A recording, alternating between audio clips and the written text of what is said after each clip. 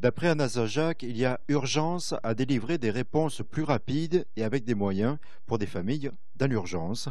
Actuellement, une cinquantaine de demandeurs d'asile sont déboutés de leur demande. Ils risquent de se retrouver à la rue sans papier. Ici, soit il y a possibilité pour le préfet d'exécuter sa décision et de les renvoyer vers le pays dont ils ont la nationalité, mais il y a plusieurs situations, il ne peut pas le faire, ou il n'a pas les autorisations, puisque les gens sont sans passeport. Et donc ces gens-là restent bien évidemment dans l'hébergement qui est CADA ou Adoma.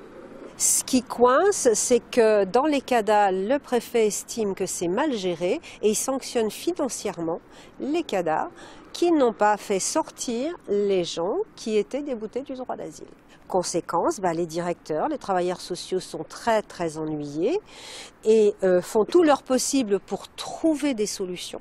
Il y en a eu de trouver les années précédentes parce qu'il y avait un dispositif d'urgence qui permettait de le faire, sauf qu'aujourd'hui c'est complètement saturé, ils n'ont plus de solution.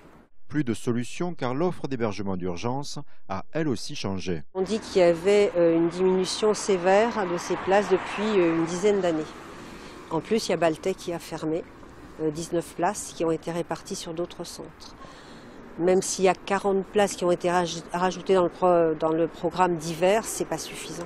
Suite à une baisse de moyens, la vice-présidente du MRAP constate également davantage de longueur dans le traitement administratif des demandes en préfecture. On a des réponses ou pas de réponses, mais ça peut durer un an. Un regroupement familial qui doit faire 6 mois, c'est un an et demi. Il doit y avoir manque de moyens parce que la RGPP effectivement est passée par là et il y a moins de fonctionnaires.